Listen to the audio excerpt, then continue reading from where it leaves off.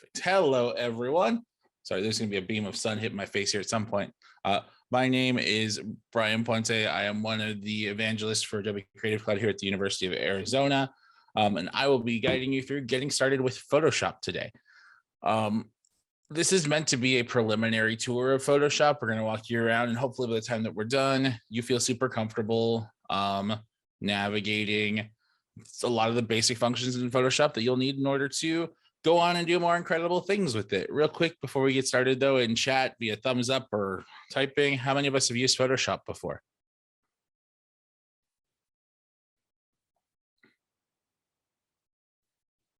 Okay. No, okay. Got one that we used it, one we haven't. Cool. Awesome. So if you're new to it or you haven't used it at all, hopefully it'll be a good refresher. If you've used it before, if you haven't, it should be a great introduction.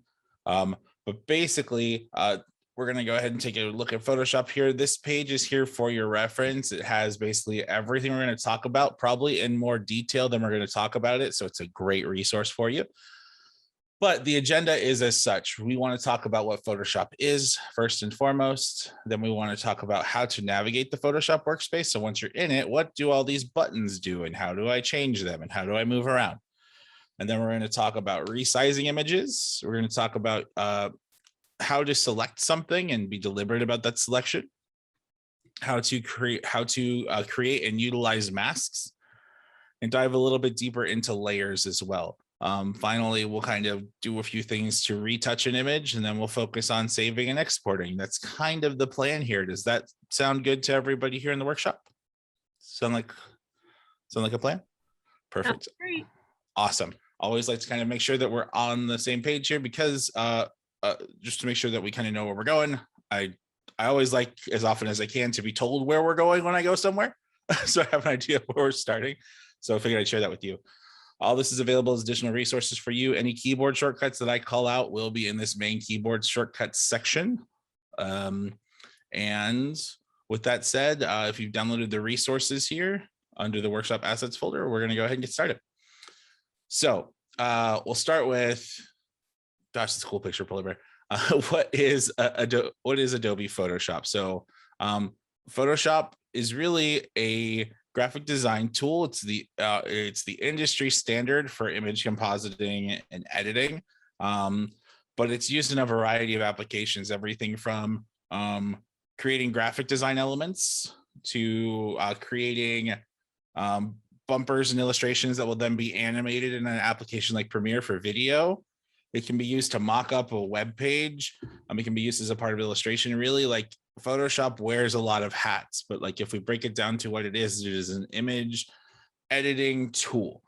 Is basically what it's built to be. And the possibilities are endless, and there are tons and tons of things that can be done with it. And if you just search Photoshop tutorial on your favorite video search, probably YouTube, you'll find millions of things to look at there. But I don't think I'm exaggerating, but basically you've heard of Photoshop. It's a verb at this point, and we're going to hopefully show you how to start to Photoshop. And we'll start by navigating the interface here. So if you've downloaded the files with us, you're going to go and go to your Finder, and we're going to open up this one that's called 01 Introduce Interface. It's a great example of what Photoshop is and kind of what it can do and what some of its strengths are. But we're going to go ahead, and we're also going to use this to navigate the interface that we're working in here. So first thing we're going to do is I want to show you, you'll probably be greeted with this layout if you've launched Photoshop. I want to show you that there are multiple layouts you can pick. And think of these as like tool presets that show up on your panel. I just want to make sure that we're all on the same one. So for this guy, we're going to go ahead and go to Windows or Mac. It doesn't really matter. If you go up to the window panel here, then go to workspace. We're going to go ahead and choose photography here because we're going to be mainly dealing with photos today. Essentials is kind of the default workspace, and the workspace that a lot of people choose. We're going to choose photography just for this workshop. But again, just to show you what different interfaces look like. Once we do that, we'll see that our screen changes here. And it basically just shuffles up the tools that you have All of these workspaces are customizable. If you started getting crazy with Adobe Creative Cloud and you've had like your own setup, you can save it as your own workspace. But the idea is that we can adjust the tool sets that are in front of us. Cool. So that was the workspace selector. The next is the canvas. The canvas is where we edit the photo that we'll be using here. And the canvas has a frame here. And then if I were to, let me go ahead and hide a bunch of these guys here. We'll get to that in a second. So you'll see right here, there is this kind of checkerboard pattern right here. This means that this is a part of the canvas, but it's blank and has nothing on it.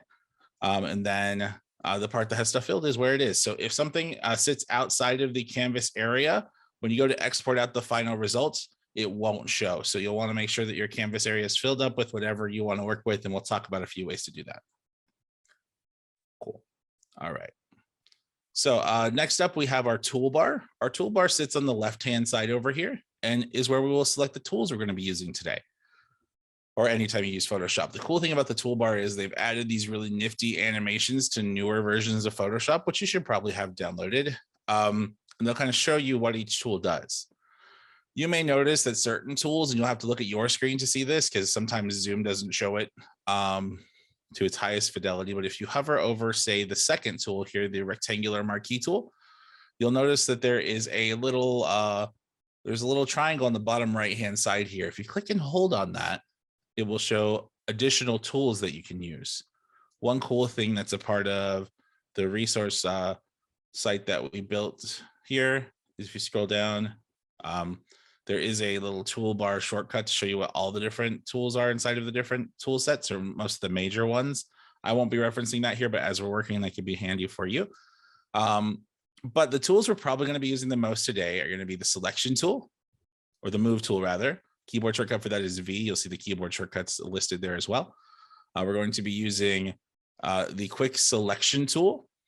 Keyboard shortcut for that is W, and you'll also see other things like object selection and quick selection there. So if yours says object selection, you can switch to quick or whatever you feel like. And we'll also be using the spot healing brush tool, but I'll call them out as we get to them. I just want to show you that they're there. And we'll also be using the brush tool. Keyboard shortcut for that is B for brush. Cool. All right. So then after that, we have a tool options menu here. So that sits across the top, I believe. And then basically when you select different tools, you'll notice this bar changes with different options for you here based off the tool you have selected. So as we kind of work through that, we'll use that a bit more as well. I just want to make sure that you were aware of where it was. Next up, I really want to talk about the layers panel over here. So the layers panel is on the far right-hand side.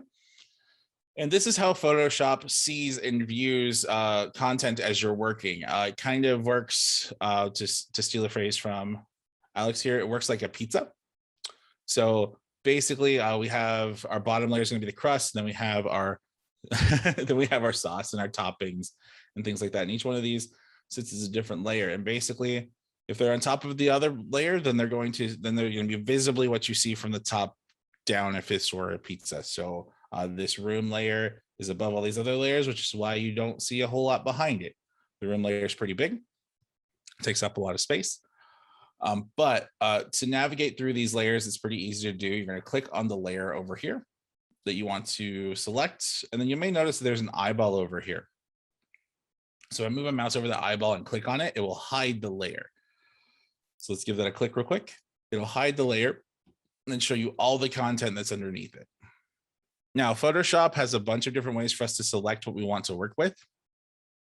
You can click just on the piece of artwork or element that you want, and if it is up front, then and it's not being covered by anything, it's pretty easy to select. So you'll notice when I click on astronaut here, the astronaut layer is highlighted. If I click on this little shuttle back here, the spaceship is highlighted. You'll notice that these are named here. They're not typically named by default. So as you're working, it tends to be a good idea to label your different layers here. So if you wanted to change the name of any layer, all you have to do is come over to the layers panel, click on the name of the layer. Typically it'll be the file name that you brought in. So like if you're bringing in a photo, image 2487.jpg would be what it would be called. But if we wanted to call it something else like background or whatever we wanted to choose, all you have to do is double click on the name here, highlights, and then you can change it to whatever you want.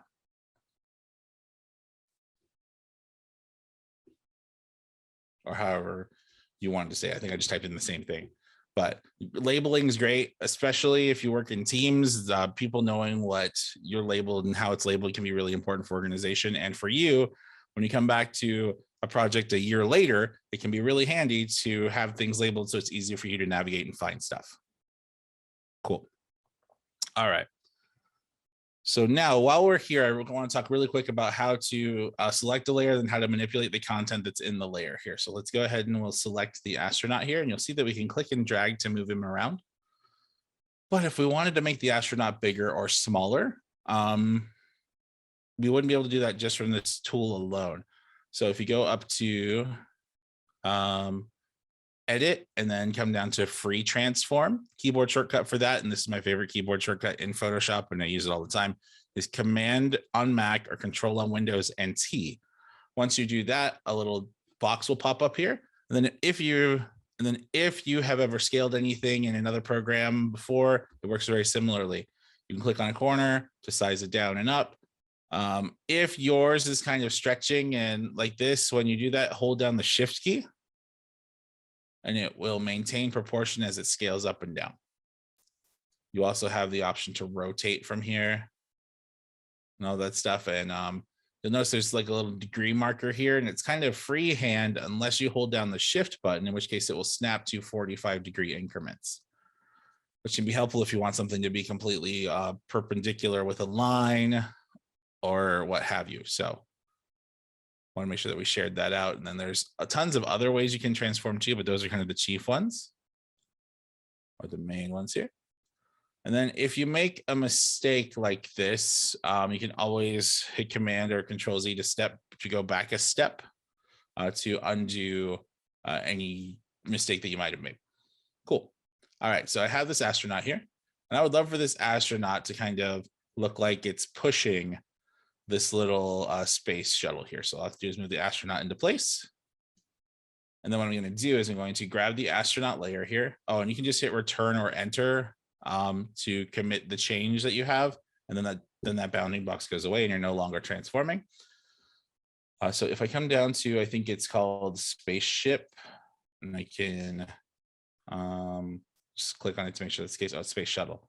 Okay, so what I want to do is I want to take this astronaut and put him beneath the space shuttle layer so that he sits behind there. So what we do is grab the astronaut layer. This little blue line shows up to indicate where we're going to drop it. We're going to move it behind the space shuttle layer. And now the astronaut's sitting behind there. Looks like he's pushing them. And then I can zoom in. I can pinch and pull with my mouse or trackpad, but if I'm using a mouse, which is what I tend to use, especially when I have the monitor set up the way that I do, the keyboard shortcut would be holding down the Option key on Mac or Alt on Windows and then scrolling to zoom in and out. So now it looks like this astronaut's pushing this little guy here. And I can just click it, move it, kind of move it into place, put it where I want it. Pretty cool, right? Any questions on that so far? Okay. Brian's second favorite keyboard shortcut, sorry, is how to zoom out and see the entire artboard that we're working on. Command or Control on Windows and 0 will zoom out and show you the entire artboard and make that artboard fill the screen.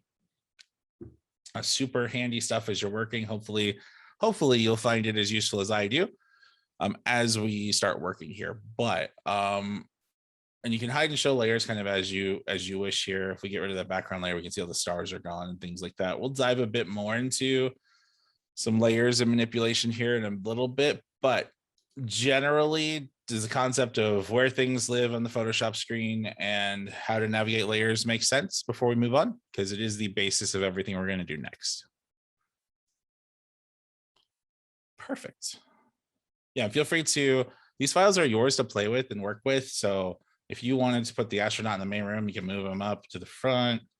Oops. This is where like Command or Control T might be helpful. You want the astronaut peeking through the window there maybe, or peeking through the door. You just move him back one layer. And then the cool thing here is if we use that Command T, once we select a layer, we can manipulate things that are behind other layers too, way easier. So that's another kind of good reason to know the transform shortcut. Cool. All right. So next up, we're going to go ahead and move into editing an existing image that we have here. And I'm going to show you how to open up an image in Photoshop, as opposed to this thing that's already been built out as layers. So if we go to our Finder or File Explorer on Windows, we're going to find this 02 Adjust Images layer here. Then we're going to right click on it. Then we're going to go to Open With in Photoshop. You can also go to File Open in Photoshop and navigate to it, but this was easier for me.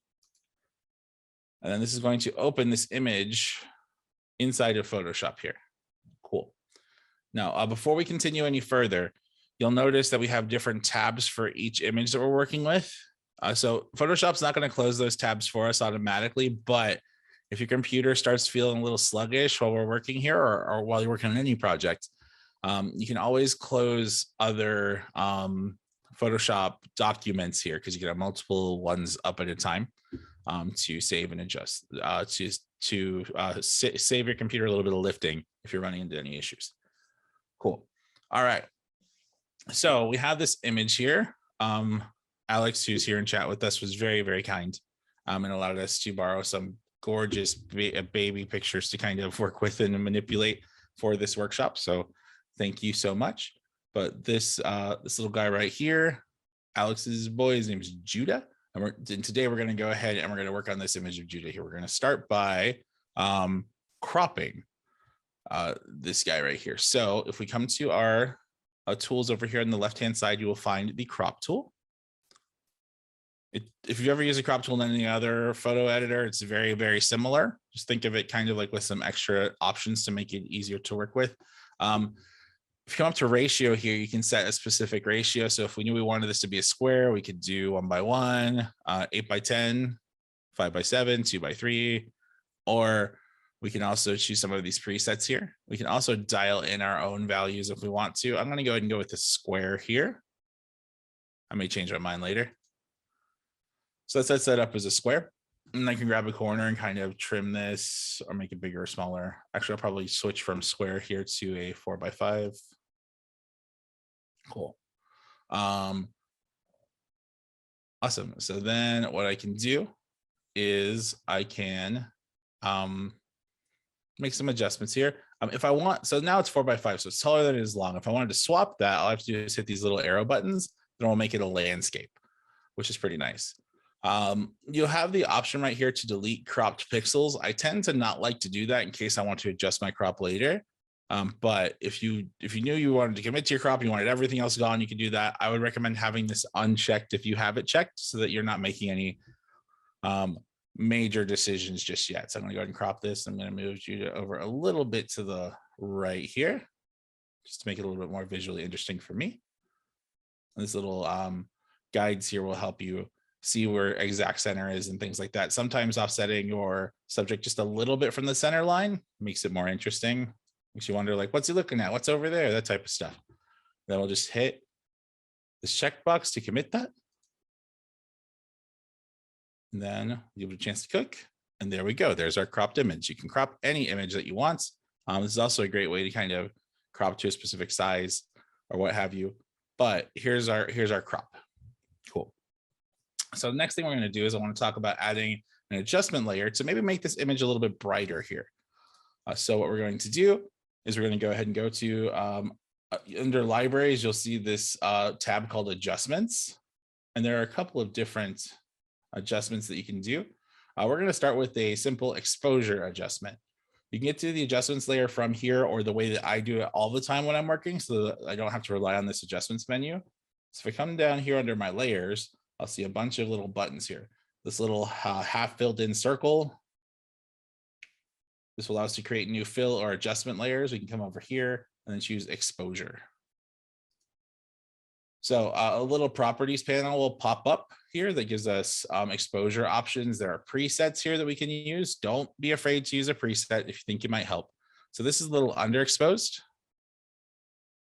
Oh, okay, I see it as a black and white cookie. Yeah, like a half frosted, like black and white cookie or something like that, that's a great way to kind of do it. So let's try this +2 exposure here, just to see what happens. Cool, that's already a much brighter image. You'll see that raised the exposure by 2. There are also tons of other things, and I'm not a professional photographer, so I don't know that I could accurately tell you what gamma correction does. But so you really don't need to mess with those too much typically. But this plus exposure is great. You can also just move the slider yourself if you don't like how it looks. So we can adjust this up a little bit. I think about 2 feels about right. So if we just use that preset +2. If something was too bright, you can try and knock it down with minus here. Typically with photos, it's really easy. Not easy is relative, so I'm not going to use that, sorry. But it can be simpler to take a good picture and make it a great one. It's significantly more challenging to take a bad picture and make it a good one. So shooting the picture properly is typically the way to start. Just kind of a general tip there as you're working.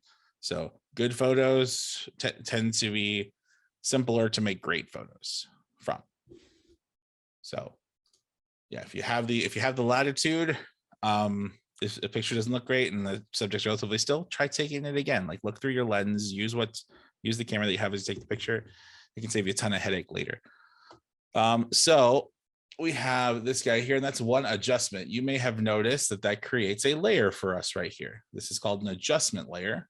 Basically, adjustment layers will affect every layer beneath them, and they're stackable. So let's say that we like this, but these whites are a little bit too bright for us, or we want to make this look warmer or cooler. Let's go ahead and add an additional adjustment layer here. What we're going to do is we're going to go to our layers panel here, and then we're going to add a levels layer here.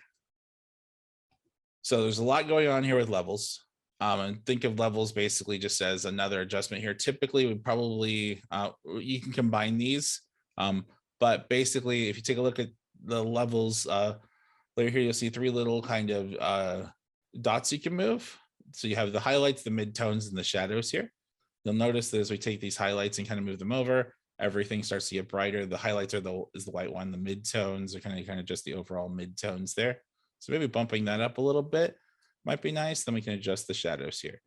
And there's tons of like general ideas of like ranges you want to hit if you get super into photography. We're not going to dig into that too much, but I just want to show you that there's more than one way to manipulate how this works, and they can be used together. So we can also use presets should you choose to. Sometimes that can be really handy and it can be great starting points. So I think let's see what midtones darker looks like. Not what we want. So let's go midtones brighter. Cool. I think that looks pretty good. And then we can make some like small adjustments here if we wanted to kind of bring back a little bit more contrast, maybe in the bottom of this bucket here, and maybe bring back a little bit more detail here. But I just want to show you the kind of 2 ways to adjust exposure here. And then that's not to say, and we can hide and show these with the eyeball here. That's not to say that we couldn't do something different. So if we wanted to hide those 2 exposures for now and then add a 3rd one, we can bring up a simple brightness and contrast thing too. And we can just increase brightness here. I tend to like increasing exposure over brightness generally because it behaves more like a camera.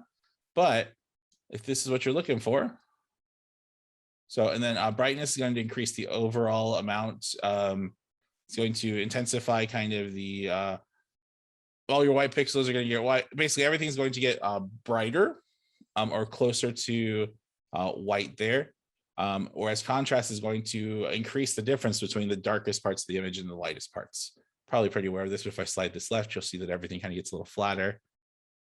Slide it right, everything gets a little brighter here. And I'm using this kind of in extremes. If I hit auto, we'll kind of see what it does. I don't think, there we go. Cool. So you can use that kind of as a base, but that's not quite what I want. We can adjust it. I think that exposure did a way better job with a little bit less effort than the auto for the brightness did. So it just kind of depends on what you're doing here. And as you're adjusting any of this stuff, one thing I'd like to note is that as we're adjusting these things, you see these sliders and options and things like that. When you're editing, it's almost it's almost always better to start with less and add more. I notoriously call them salt and pepper propositions when we talk about adding any effect to anything. You use salt and pepper to season the food you eat. You don't eat salt and pepper. And I think the same applies here when you're working with photos and things like that. Generally, typically you're using this to enhance a photo. You're not looking for it to be the photo, if that makes sense. So less is more tends to be, especially if you have a good image to start with. Cool. Hopefully that made sense. And then last thing I want to talk about here, actually, before I do that, if you have an adjustment layer you'd like to remove, it's really easy to do so. So just select the layer that you want to remove and go click on the trash can down here or press the delete key. And that will delete that layer. It will almost always ask, hey, are you sure? To make sure you didn't make a mistake. And you're good. Cool. Oh, whoops. I think I deleted the layer mask there. So make sure you have the layer selected. Then we're going to delete that. Cool. All right. Last adjustment layer I want to kind of talk about here is I want to talk about hue and saturation. So we have hue and saturation here. And what this will do is it'll allow you to change kind of the color cast of the image you're working with or how intense the colors are here. So hue is going to adjust kind of the overall kind of color quality over there. If you slide it, you'll see really far to the right, we have this kind of, we have these wild colors as we move to the left. We have these kind of wild colors as we move to the right here as well. So you tend to only want to adjust this a little bit unless there's something you're going for. And you can click on any of these values and dial them in. 0 would be the central one, but saturation is more what I'm looking for here. So, are you like Hulk Judo? Let's get him back. Great point. So, as we're working here, saturation, what it's going to do is going to increase the, it's going to make every color more vibrant. So whatever color each individual pixel is, it will make that a more vibrant version of that color. So if I click and drag, hopefully you can see kind of all of these like ambers and browns and stuff like that are getting more and more intense to the point at which like you have a really kind of crazy stylized, but if you go over there, so less is more, it tends to be. Or if we wanted to make this look more like vintage or more black and white, we can slide to the left. There is also a black and white option under your adjustment layers you can use. And then you also have the option to colorize here. So what that would mean is like if we wanted this kind of a colored sepia tone look or something like that, we can use colorize to basically shift every part of the image to that kind of color here. Looks a bit like a 90s music video to me, or 90s like a album cover we're going for here, but I'm going to go and unclick colorize. I just want to show you what those buttons did. I completely encourage you to play around, hit buttons, try things, and kind of work with it. But hopefully they gave you an idea of how these adjustment layers work. Like I said, there's a lot going on here, and we can stack them all together to get individual looks. Before we move on, what questions do we have about these adjustment layers?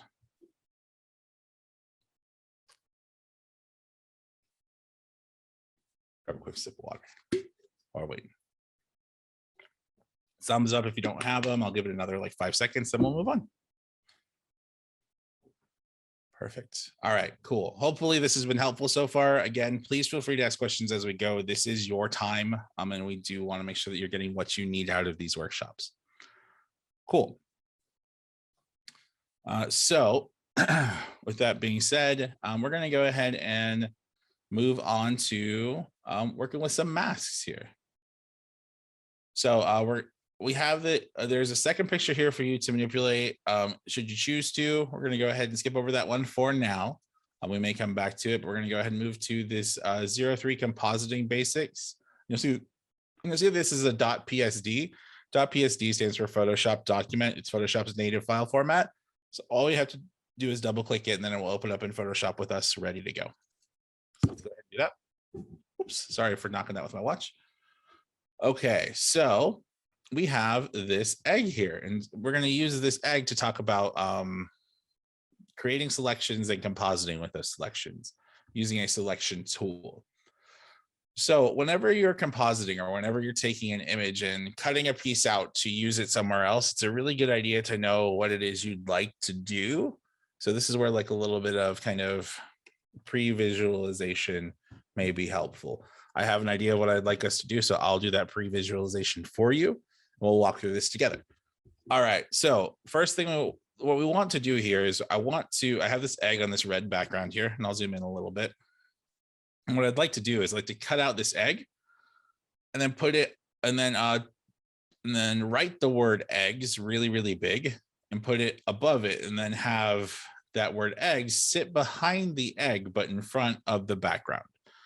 So we're going to do a really basic composite using an individual image here. This is a really simple example, but if you wanted to like have text behind somebody who was in an image and you didn't, or something like that, this is kind of a simple version of how we would accomplish that. And it tends to be that like doing this style of compositing is significantly easier than taking this egg and putting it in a totally different background. But let's go ahead and get started here. We're going to grab the text tool. Keyboard shortcut for that is T. For the horizontal type tool, I'm going to go ahead and move my mouse into the center here. I'm just going to type in the word eggs. You can use whatever font you have selected. That's totally fine. I will show you how to edit it here in a second. Cool. So now once you're done typing, what I'm going to do is I'm going to hit the escape key. The escape key goes back to makes so I'm not typing there anymore. And then I can go to my selection tool by clicking on selection on the move tool in the top left-hand side or hitting V. So type it. Doesn't matter how big or small it is. Then we're going to you just click to type it in, and then we're going to go back to the selection tool. With the selection tool selected here, we're going to go ahead and we are going to hold down the command key on Mac, Control on Windows, and press T to transform, just like we did with the other stuff. And then we can scale this up to be as big as we want. So just kind of ballpark, just maybe each letter is about the size of the egg. Then we'll just kind of move it up above it for the moment. Cool. So you may notice I have a different font than yours. How do we select fonts? So real easy. If we double click on the word eggs here and then bring up our properties panel in this workspace, it'll look like these little sliders right here. Why is it not typing in the T box? So let's walk through. I'll just walk through it from the top again. So we're going to go ahead and click on the text here. And as opposed to drawing out text, we're going to use point text. So all you have to do for point text is click. It creates a box. The letters are highlighted, and then we should be able to type. That's what we're going for here. Hopefully that helps there. But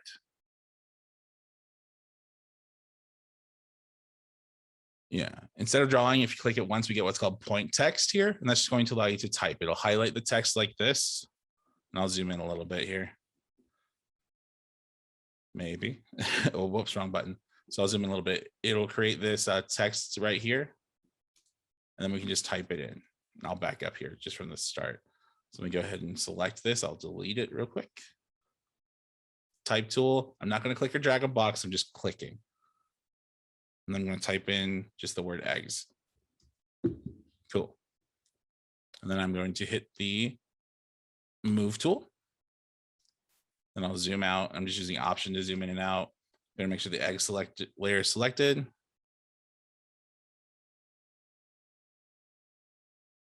And then we're going to hold down Command and T to get to the transform menu and click and drag to scale it up.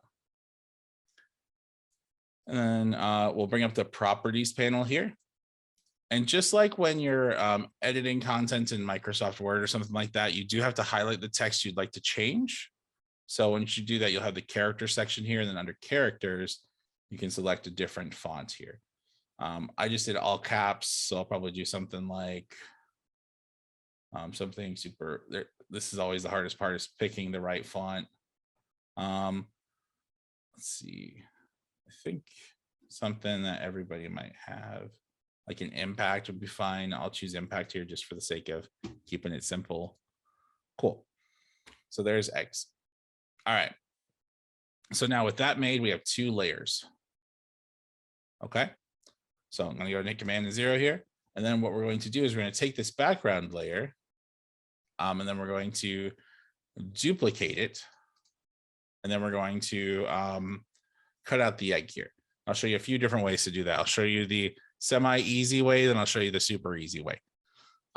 Semi-easy way I like because it'll allow you to learn kind of how to manipulate stuff on a little bit finer level, and sometimes it's you have a little bit more control than if you just hit a single button. So we'll start with it's the whole like long division before we do short division idea. So let's go ahead and work through how to do that. So you'll notice that this background layer has a little lock on it. That means the layer is locked. We're going to go ahead and unlock it just by clicking on it. And it will be called layer 0. We're going to double click to rename that layer. We're going to name it background, or you can do BG or any way to let you know this is the back. And hit return. Then we're going to, there's tons of different ways to kind of do this. You can right click on a layer. And if you go all the way up to the top, you'll see duplicate. The faster way, and if you use Photoshop a lot, the way you'll do this the most often is by using the keyboard shortcut, Command and J. J for duplicate. I'm not quite sure. So that will duplicate it, and you'll see you'll have a background copy here. The next step, because we know that we want the egg ultimately, so behind the eggs, we want to sandwich this together. So we're going to take the eggs layer, we're going to move it in the middle here because we'd like it to be in between the 2 layers. We want it to be above the background layer, but beneath the egg layer here. Cool. So now the word eggs is hiding. We have this background copy here. We're going to go and select background copy. And then we're going to come over here to our selection tools. Click on this quick selection tool. You can also, I'll show you quick selection and object selection here. We're going to start with quick selection though. So quick selection brings up this little circle here. The quick selection is a brush that allows you to select something just by basically painting on it. The egg's gonna be pretty easy to select, but if you wanted to adjust the size of your brush to go to smaller spaces, you can, or the keyboard on your keyboard, find the P key with a brush tool selected. And there are lots of different brush tools inside of Photoshop. You can hit the left and right brackets to size up or size down your brush. When using the quick selection tool, I tend to like to use a smaller brush because what it's doing is it's looking for like pixels as it's selecting things. So you'll see that when I click and drag even just a little bit, all I do is touch it and it did it, and it already made a selection. Pretty nice, right? These little guys right here are called, these little guys right here let you know you have a selection. They're called running ants. And this means that you have a selection made. So selections are how we do a lot of things in Photoshop, but it'll be how we composite or cut out this egg here today. Other tools that you have at your disposal for selecting, and by the way, if you have a selection here and you'd like to undo it, like let's say that you kind of drag too far out, with the quick selection tool, you can hold down the option key and then paint it out. Or if you just want to get rid of an entire selection, you can just hold down the command key and then press D to deselect. Cool. All right. So one other option you have here, if you don't like quick selection, is you can use object selection. And that's going to use Adobe's AI engine to basically analyze an image. You draw a box around it, and then it will analyze the image here and then try to pick the cutout for you. We'll give it a second to cook. It can be a little bit labor intensive on your computer, but once it's done, it does pretty good. So the egg's pretty easy to check, but this can also be used for more complicated things like a mug or a cup or even a person. It is AI run, so like it gets better as time goes on and more users kind of do this stuff. It does send to Adobe servers to kind of help you make that selection. But that being said, it will be a unique selection every time, if that makes sense. So this looks pretty good. So regardless of which one you chose, I tend to like quick selection. You can choose what you'd like. I'm going to go ahead and hit select and mask. And then once I do, I'll be greeted with this menu here. And you'll see this view panel, and it's kind of showing you what's cut out and what's not here. you can choose your different view styles here. We'll just leave it as is right now. It should be a pretty good selection, but we can come down to the bottom and then hit output 2 at the very, very bottom here. And we're going to go ahead and choose layer mask because we already have the layer set up. We just like to create a mask for this layer. And I'll explain why in a second, but let's go ahead and get that done. And then you'll hit OK to commit your change here. And again, when you bring up that selected mask, you do have to come down to the bottom and then choose output layer mask. Cool. So now you should have a layer that looks like this. You have the background copy, which I should change to egg. You'll see kind of two things here. We have the layer here, then we have this mask right here. And that mask is going to come into play here a little later. I'm just going to dive a little deeper into them.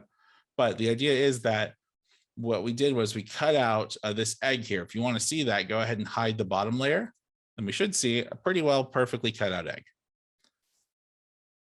Sweet. So you don't have to do this, but I just want to show you this in a little bit more detail than this little guy right here. I'm just holding an option and clicking on the mask here. It kind of shows me the mask. You do not have to do this. But basically, anything that's white here is going to remain on the image. Anything that's black is going to be removed from the image. So white's going to show you content, and then anything that's black inside your layer mask over here is going to remove that content. Cool. So hopefully that makes sense so far. Finally, to wrap up this guy, we're going to go ahead and select the eggs layer, hold down Command or Control and press T. Just a standard way to move things. If you have multiple layers, it's how I like to work them, because you just grab the middle and drag it down. Then we're just going to drag it down here. You'll see that that word eggs sits beneath the eggs. And if you'd like it to be bigger for whatever reason, you can just hold down Shift, click and drag, or however yours is set up. Mine's set up that way. And you just kind of have the word eggs back here. And then let's say that that works for me. We can zoom out, Command 0, Control 0, and there we have eggs. And then if this was like an ad for a magazine or something like that, or a poster, we could write like little extra stuff here with new text layers and things like that. But that's kind of the idea. And putting words behind something, pretty common to do. And hopefully I didn't hopefully it wasn't too simple for you, but I wanted to kind of show you with a pretty simple image how you would go about cutting something out to place an object in front of it. It's a great way to kind of superimpose something where it belongs and kind of like is an initial first composite. It's pretty cool. Awesome. Everybody good so far, more or less? All right. So again, feel free to ask questions as we go, either in the chat or otherwise. Hopefully this has been helpful and you tried something new. But last thing I want to show you here before we move on to another way to composite, something a little bit more fun, I think, is I want to show you how to add a shadow to this. So with text, it can be helpful to add a drop shadow, not only to separate the text from an object, but in this case, we have a light source right here and a shadow falling. So it might be nice to have a similar shadow for this eggs here. Not 100% necessary, but I just want to show you how drop shadows work and how adding additional effects will work inside of Photoshop. So with the layer selected, you'll find this little FX button. It stands for effects. Click on that. And there's tons of different things you can do. We're going to ignore all of these and go to the first one that just says drop shadow. Cool. So if I click on drop shadow here, we'll see that a little shadow falls on here. If you don't see a shadow, make sure that preview is turned on, so you can kind of see it as we're working here. So if we take a look at the shadow here, you'll notice that it's going the opposite direction of where this shadow is falling, which is not natural. So we kind of want to try and make this appear more natural. So first and foremost, we're going to adjust the angle here. And if you have multiple drop shadows, that's what this use global light means. So that once we set it for one, it's the same drop shadow for everything that's in the existing image. You can change that as you wish, but we're going to leave global light on for now because we're not going to add anything else. Then we're just going to adjust the angle here. And think of this like little ray that's coming out of this circle here as where the light source is emanating from. We just kind of want to try and get close. So the light source kind of feels like it's a little bit higher than like right on. than like completely perpendicular to the egg. So I'll probably, this will be perpendicular. I'm going to go ahead and raise that just a little bit. And again, like this is to your taste. Cool. And then you can adjust things like the opacity, or how opacity is kind of how transparent or see-through something is. Something is completely opaque, you can't see through it. So that's a 100% opacity. 0% will be completely transparent. I think I liked about the 25 mark for this. So I'm gonna place it there. And then you can adjust the distance, which is kind of how far the shadow falls. And again, less is more sometimes. You can adjust the spread and even the size of it. So you can kind of play with those in your own time, but I want to kind of show you how that works. And then adjust it just a little bit more. If I get it right, it can kind of look like these guys belong together. Cool. Or at least if the lights fall in the same way. Cool. Making sense so far? This drop shadow is great. This drop shadow will work on any image that you have that has an edge to it. So like if you had like a full like square photo, that drop shadow is going to fall on the edges of that photo. So if you wanted to like have a person in there and have a drop shadow on them, you'd have to cut out that person using some sort of tool or mask. Cool. All right, sweet. So before it gets too far away, I want to talk really quick about saving. So as you're working, you go to File. There's a Save menu here. If you have a Photoshop file that already exists, when you hit Save, it will save your progress, kind of where you're at with all of your layers and things like that. The keyboard shortcut for that is Command or Control S. And if you're working on a really big project, I highly recommend that you save as often as makes sense for you. If you just hit save, it will overwrite save the file with the existing file that you have here. It asks if you want to maximize compatibility. That's great if you're using multiple versions of Photoshop, or if you're sharing this off with someone and you don't know if they're on the latest version. This makes it so it's openable in the most things possible. I tend to say that's fine unless there's a really good reason why it's not. So we're going to go ahead and hit save, and it saves that file. If you were saving this as a fresh file, the first time you saved it, you go to File, and I'm just going to go ahead and hit save as save a copy. When you do that, you'll have a few options here. If we go to, we can navigate to where our folders are and like save it wherever we want it. You can give it a name up here. That's something, it'll always name whatever it is copy. You can change that name to, like, I often have like V1 or version 1, version 2, version 3, that type of stuff, especially if I have a bigger project where I have to kind of either check in with a stakeholder or a client, or I just kind of want general stopping points. You can save it as a different thing. Putting it in a, however you tend to organize your files is fine, but putting it somewhere where it's easy for you to find and recall can be helpful. And giving it a good name is also very important, because chances are I won't remember like untitled image.4 a year from now and what that was. So just like saving any other file, giving it a good name can be helpful. You can save it. You also have the option to save to your Creative Cloud documents. If you do that, it looks a bit more like this. You'll see these are my Creative Cloud documents I've saved here. And if this is the menu you got initially, if you want to go to your computer, just click on your computer down here. And again, same thing kind of goes here. The cool thing about the Creative Cloud documents, though, is if you work on multiple computers, or you're going to a different place to work that has Photoshop on it, you can sign out and then sign into your computer.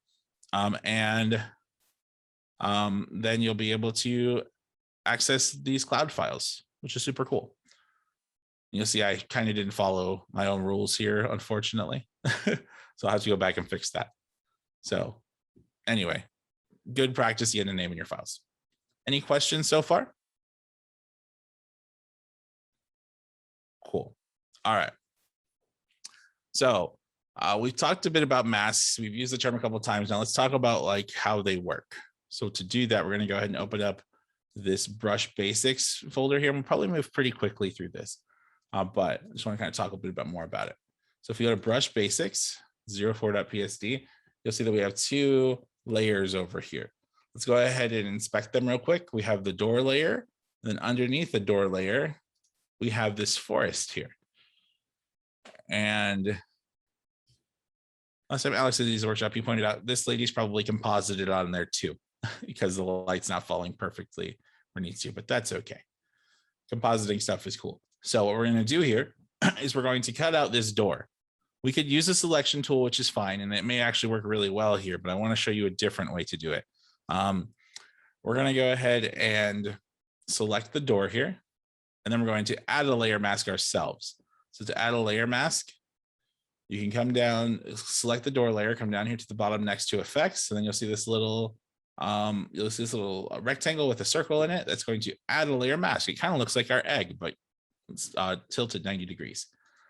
Cool. That adds a layer mask here. This is white. So anything that's white is going to remain. Anything, I'm sorry. Yeah.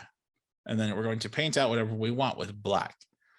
So what we'll do here is we're going to go ahead and come down to our tools here and then select the brush tool. Brush tool lets us paint.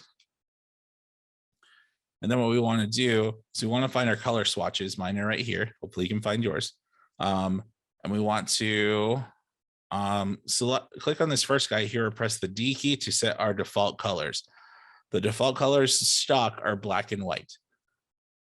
And we can switch the foreground colors with X. If you take a look right here on my screen, when you press X, it will bring black to the front or send white to the back and flip back and forth. So that flip back and forth we'll use later. I just want to make sure that you're there. The keyboard shortcut for that is just X when you have the brush tool selected. Okay. So we have a brush selected. We understand how to set default colors and how to switch between them. Next, we want to go up to our brushes here at the top in our top toolbar here.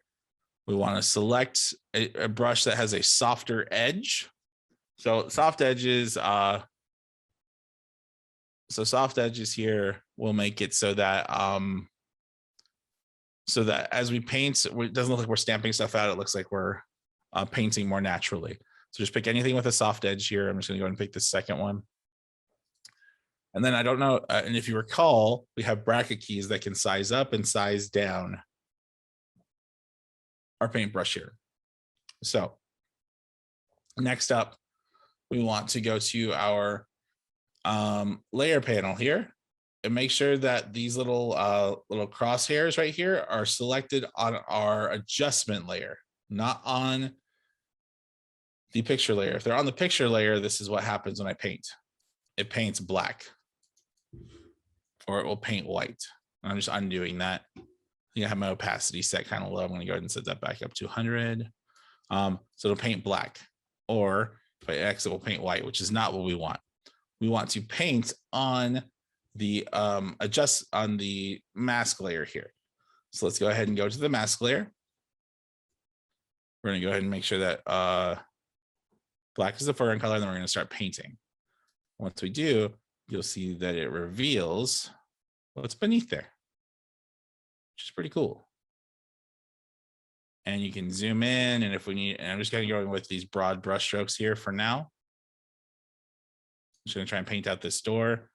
It could be a little tough to stick with one paintbrush size. So I'd highly recommend, as you kind of get into more details, zoom in a little bit, option or pinch and pull on a trackpad, option scroll. Then use the bracket keys to make it smaller as you kind of work around the edges there. And then one other cool thing you can do when you're zoomed in is if you hold down the space bar key, it turns into the pan tool, or this little hand shows up. When you have the pan tool, you can click and drag to move it around. So go ahead and give that a shot. I'll give us like a minute or two to kind of try that out. I'll just work here. Let me know if you have any questions as we work. Cool. Real quick, as you're working here, one thing I want to know is that we're painting with black, right? So black is going to conceal content, white will reveal it. So if I zoom out a little bit here, I'll notice that I cut out a big chunk of the door. If I didn't mean to do that, and I didn't, I can just hit the X key to switch the colors, make white the foreground color, and paint it back. That's the benefit of using masks, and the reason why we use them so much in Photoshop, regardless of how we edit the content that's there, because we could do selections and it will still create a mask that we can still paint later if we want to go in with finer detail. But the idea is that with these tools here, if I make a mistake, oops, and make sure that you have the right layer selected. If I make a mistake here, I can always switch the tool, like switch to the opposite color and then remove it with these masks here. And the benefit of a mask is the question might be, well, I could have just undone that, right? And you're absolutely correct, but I can't undo something a year from now. I can't undo one step. I can't undo the step that I had 13 steps back necessarily when I'm already much further in the project. But if I use these layer masks in order to add and remove content, I'm working non-destructively, which means that I can always come back and bring these pixels back super easily. If I were to turn in a piece of client work that I'd use destructive editing on, and they said, I really want to make this change back to what to have like a small piece of what I had before, could I do that? I could, but it might require that I redo the entire project to get back to where that space was. Whereas if I accidentally submitted this to a client and they said, hey, you or whoever you're working with or whoever your partners are on this, and they're like, hey, you accidentally cut off a part of that cathedral archway, I'd be like, okay, I can come back here to the door and just really quickly paint it back in. And that ability to kind of work quickly on making adjustments after the fact is a huge reason why you use Photoshop. You have that flexibility to come back later. Hopefully that makes sense. Everybody get a chance to try painting out the door? Hopefully you have fun with it. It's pretty cool. Taking two images and like, especially if there's one with a doorway or something like that, and having one thing kind of bleed into another. It's pretty cool and pretty fun to do. And you can kind of get super nitty gritty with it and things like that. If I were to do this composite, like as client work, what I'd probably do is, because you can use both of these together, I would probably work both ways. So I'm going to go ahead and just show you how I might start here. Again, this is more for illustration than anything else. Let me go ahead and I'll delete the layer mask here, add the layer mask here. I would probably start by doing a quick selection to select the door.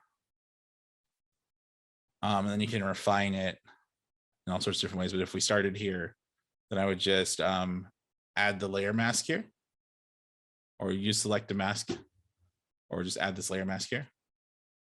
Whoops, whoop, whoop, whoop. All right, so make the selection first, my apologies. And then I will add the layer mask and cut it out. So I can make a layer mask based off of a selection as well.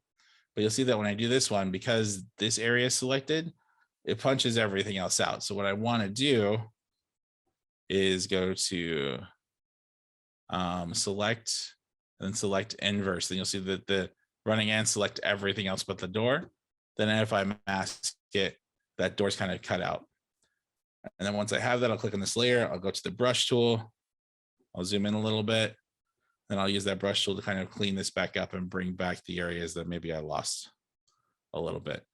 Just flipping back and forth between the X and the other one. And then I might blend those in and stuff like that. But basically, a good composite is usually a combination of multiple compositing techniques. I just wanted to show you two ways to do it. And typically, like I said, the best answer, especially for higher end projects, is a combination of both. But if you just need something really simply cut out, like use the one that makes sense to you and the one that was easiest. Typically, it's going to be fine. And because it's non-destructive, you can always go back and make adjustments later. Cool. All right. So far, so good. But we've covered a ton of ground already. So I'd love to pause for just a moment before we go into some retouching and things like that to answer any questions that we might have about any of this stuff. We kind of been moving at a mile a minute here. So give you all a second just to make sure there's no questions. And again, ask them as we go. We're here for you. And grab some water too.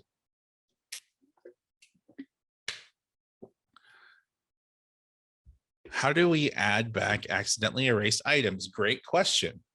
So yeah, let's build that scenario right now. So if I'm working over here, and let's say I'm going to just use my brush here. Let's say I'm painting here, and black is going to remove stuff, and I accidentally do one of these, right? But I come back here. Let's say that let's imagine that I forgot that was there, and I'm still coming over here. I'm still working, and I want to kind of add a little bit more down here. Cool. All right, and then I take a look at the whole thing. It's like, oh gosh, I accidentally removed that. So it's pretty easy because we're using a layer mask here. Make sure the layer mask is selected, and white is going to reveal stuff. So I just want to make sure I have my white brush selected. Now I have to just paint it back. If you just did it, maybe undoing would be the fastest option. But if it's something you did a while ago, go painting back with white would be the way to do it. Or if you accidentally added something you wanted to remove, painting it back with black would be the way to go. Hopefully that answers the question. Cool. And this is there are entire college courses on just compositing with Photoshop. I know because I took one. But as you kind of go through this, like, know that this is just the tip of the iceberg for compositing. There's tons of ways to make, but compositing basically boils down to creating selections that and using a mask tool to remove them. And there are tons of ways to do that. So now that you have kind of the basic idea of how compositing works, when you go to look up a tutorial, perhaps on compositing something, you have the ability to know what they're talking about and make that work for you. Cool. All righty. If we're feeling good, we're going to go and move on to the last thing. So finally, we're going to go ahead and talk about how to remove objects easily. So if we go to this 05 remove object.psd, and again, as we're working here, if your computer's feeling a little slow, feel free to close some of these extra things. Save them as they are if you wish to continue working on them. But if you don't, so for this one, for example, that I probably won't go back to today, if I close any one of these and it says save if you want to keep working on it. If you don't save, then it won't save those original things. For these demo files, I tend to don't save, but if you want to keep working where you're at, just be sure to save it if you wish. Cool. So lastly, but not leastly here, before we kind of open it up for questions, and maybe if there's time, I'll show you a few other things, is I would like to remove this bridge. So what I'll do first, we're going to use, if you go under the image menu here, edit, there's this content aware fill. That's what we're going to be using to remove this bridge. But you'll notice it's grayed out right now. And whenever content aware fill is grayed out, it's grayed out for one of two reasons. It's either that we have a locked background layer. To unlock it, we just click it. I'm going to go to edit content aware fill. And it's still not there. The other reason is because we don't have anything selected. There's also one more reason that I just thought of that I'm going to show you. So if you were to click and drag in an additional image, it may, or if you bring in an image, you may see it set like this.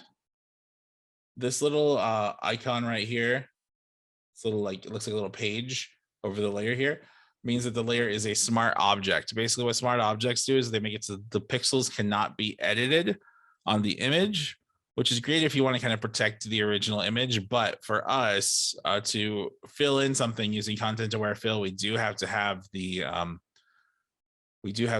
layers converted to raster, where we can see the individual pixels and manipulate them. So if you ever see this and you're trying to do content aware fill and it's not showing up, typically you'll want to right click and then rasterize layer. Wouldn't worry about it too much, but if that ever happens, there you go. All right, so now what we're going to do is we're going to use the quick selection tool to select the bridge. So we already did that before. We're just going to kind of run it down, and again, you can adjust. You can pause, take a moment, and then adjust the size of your brush and keep moving. Because this is going further and back towards the horizon, I may want to kind of use a couple clicks to kind of get through it. But the idea is we want to select around about where the bridge is going to be here. With any selections you're using tools like this, if you accidentally go too far out, like we did right here, You can hold up the Option key or Alt on Windows. I'll zoom in a little bit here. You'll notice that our plus turns into a minus. And then we can hold on that Alt key, then click and drag to remove. And that's pretty universal for a lot of tools where you're adding and removing stuff. I don't want to say like it's 100% foolproof, but generally, that Alt key will perform, the Alt or Option key will perform the opposite function here. So I'm going to go to Command 0 to show you everything. Cool. I have a pretty good selection of our bridge here. What I'd like to do is I want to remove it. So to do that, again, rasterized layer, selection made. With that done, we're going to go to Edit and then Content Aware Fill. Once we hit Content Aware Fill here, you'll see that Adobe magically fills in this area with grass and stuff like that. And I would argue it looks pretty good, with the exception of these lines right here. So we're going to want to remove those lines. So to do that, we could have made a better selection initially that made sure we got all the corners here, but kind of did this on purpose. So what we'll want to do here is we'll want to grab the Lasso tool, which is a really crude selection tool. It used to be how we had to select all sorts of stuff. Now there's all these tools that kind of help us automatically adjust and snap to things. And what we're going to do is we're going to kind of draw a little bit more of an exaggerated line around the edge. It does not need to be perfect, and it can be a little far off, but let's check out what happens. You can pay attention to the result on the left-hand side over here. So as I kind of do this, I'm adding to the selection here. And then I'm just kind of closing the loop together, brings it out, and then you'll see that that line is no longer there. Hopefully that makes sense. And then basically, I'm going to zoom in a little bit so you can kind of see the results as I'm working. I'm going to try and do that for the rest of this thing here. So I don't want there to be any perceived like line. If I zoom in right here, you'll see the lines from the bridge here. I'm going to work on removing those just by clicking and dragging out. Again, just making a bigger selection here. Be sure to start inside of the previous object here. You may have to make a couple different loops to do it, and that's okay. But you'll see we're basically expanding that, and you'll see that that edge is no longer there. We'll do that with the opposite side. And we can make like big sweeping things, but I'm just going to try and take it kind of half of the bridge at a time. Maybe I'll grab a little bit off the top here. And again, I'm just trying to complete the loop. And then I will zoom out just a little bit on the left-hand side. This little right-hand side is the preview of what's the final project's going to be. So we're going to go whoop and close it up. Perfect. All right here. So this is what our final output's going to be like, right? So one thing I didn't mention here, but you probably figured out just by looking at it, on our initial image over here, you'll see this area that's highlighted in green. Like it's all green, but like this lime green here. This lime green area is what Photoshop is sampling in order to create this new image over here. So if you were working with an area and you didn't want to, and we didn't want a specific part sampled here, so like if it bled over into the sky a little bit, we may not want that sky area. You would just go to this little sampling brush tool. Then we delete content here. So it's minus by default. So I'll just click, and this will just remove what it's sampling from. So if you're getting samples you don't like, be sure to remove areas that you wouldn't want sampled. So like if this bridge was next to a person here and this person was highlighted, you don't want to be sampling that person to fill in the grass area of the bridge, if that makes sense. But anyway, so Adobe Sensei, which is Adobe's AI engine, will be adjusting this like in real time every time here. So your result will be unique and different from mine, even if we did the exact same things. So it kind of gives you that idea that like it's making it custom for you here. So if I like how this looks and I'm happy with it, all I have to do is hit OK. Once I do that, you'll notice that a selection is still there. And if you remember, the keyboard shortcut to deselect is Command and D. I deselect here, and it looks like that bridge wasn't there. In my opinion, I think that's pretty good. Yours may look even better than mine. The cool thing is we didn't work non-destructively here. Like, let's say that we let's say that we let's say that we showed this to whoever we're working with and they were like, I really liked that bridge. Why'd you get rid of it? You could come back here even a year later, as long as the Photoshop file is there. Come over here and remove that, and then the bridge is back. All of these things allow us to work non-destructively and make it easy for us to come back and make changes later.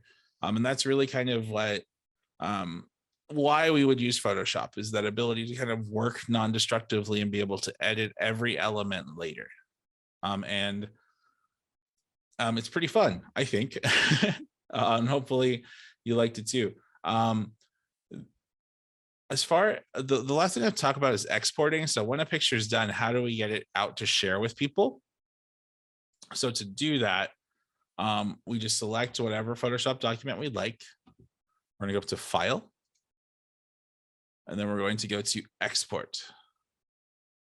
So you have export as, quick export as PNG. Like if you just need to get it out to show to somebody, it's a great one button solution. If you're saving for web, this save for web legacy is great because it makes the files, because it does a good job of like helping you compress to make the files really small. But if we just wanted to save it as a JPEG, we'll go to export as, and then you get this menu here. You can pick your file format on the right hand side. We'll go with JPEG. You can choose your quality here. You may be really tempted to go to excellent, but I want you to pay attention to this file size over here. And this is a pretty small file. This is 1920 by 1140 here. It's 2.5 gigabytes. If you were dealing with like a huge pixel size for your file, you may be sending a really big image. And a whole lot of times for most work, and Alex, feel free to chime in if you think I'm wrong here. Good or very good is typically more than enough, and it tends to give you a pretty small file size for a ton of applications. And even if you were submitting this to like be to like clients as like final work, like even this is plenty big and like nice and simple for them to work with. Like I said, unless there's a reason why, I would typically kind of stick with that good, very good type of thing. Yeah, I would just chime in with one thing, and Yeah. the most important thing you said is that it's your final work. Because if you are saving the same file over and over again, like you open this one and then export it again, that's when you get into trouble. So like Brian said, when it's your final piece and you don't intend to edit and save it again, that's totally great. So, yep. I hope that helps. No, that's perfect. And again, like we're not making, we're just exporting out kind of like a baked version of this. Like we're making the cake here. We're throwing it in the oven when we export out. Not a way to kind of come back to that that particular instance, but we can always come back to the recipe, which is this Photoshop document, and re-export it out again, if that makes sense, as long as you have that original file there, the original .psd. So what we'll do here is we'll simply hit export. You can see you can do multiple sizes and even have multiple runs of this stuff too. But there are tons of things to help you out with that later. We'll just go with this, and then we'll choose where we want to put it. So we'll call this final image. And that makes it a JPEG. Save it where you want it. I'll save it to my desktop just so it's easy for me to find. Recommend saving it somewhere that makes sense for you. And then we can go to our desktop here. I have this final image.jpg with that ground cut out here. I can very easily click and drag it, throw it in chat as a really small file download that you'll be able to get to really easily. That you can download. And that's how we would kind of end up taking a picture and sending it out of Photoshop. Again, we kind of put together the recipe and sent out a finished cake. But if we needed to come back and make changes, as long as we have that Photoshop document, we can come back in and then make the changes that we want to make and then re-export it out. Cool. Hopefully that makes sense. Perfect. So that's kind of a first look at Photoshop. And I know we covered a ton here, but all of it is in that support documentation. You have all the files to come work through and play with this again. We wanted to kind of hopefully show you some of the possibilities that are available here and hopefully get you clicking and dragging and moving and playing with it. Because like this is a lot of the basic functionality of Photoshop. Like I said, it can get crazy, but when you get to when you get into it, like if you understand how to navigate and where to find things, when you go to look for how do I pull something off in a tutorial, hopefully this has given you enough background information to be able to follow along. If I can give you one piece of advice here, the way that you get better at working with anything is to do it more than once. Like I always reference driving. I was not a great driver when I started. I would argue I was a menace to society. But in order to get good at driving, you have to drive.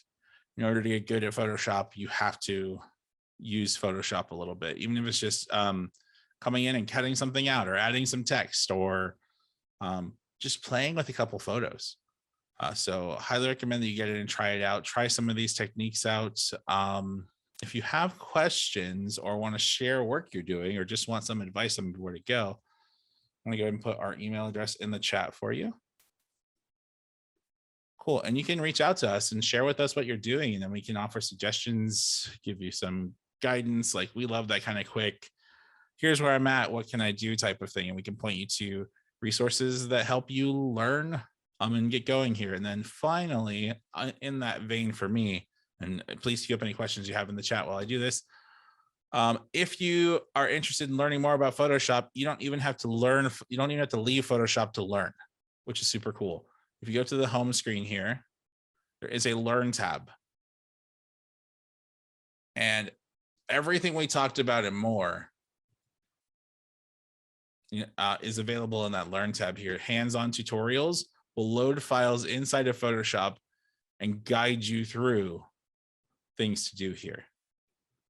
So if we wanted, so like, let's say that you were really interested in removing spots and imperfections here. You can click on this little guy, it opens up the tutorial in app, shows you who the instructor is, and then the instructor will walk you through what to do with files that you can manipulate right along with the tutorial. It's super cool. I hope that more Adobe applications do that because it gives you the ability to learn and things like that.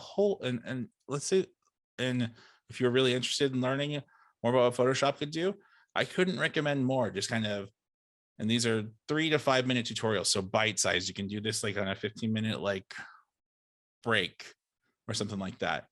Like if you can just maybe knock out one of these a day, if you're interested in learning really what Photoshop is capable of, this is a great roadmap to do it. And then you can spill into more of these bigger tutorials here. So highly recommend you check those out. This one in particular is pretty cool.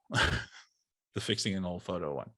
But that's all I had. What questions do we have before we wrap this up? And if you don't have any, that's the end of the workshop proper. I want to go ahead and give you a few minutes back, but I'm here to answer any questions that you have.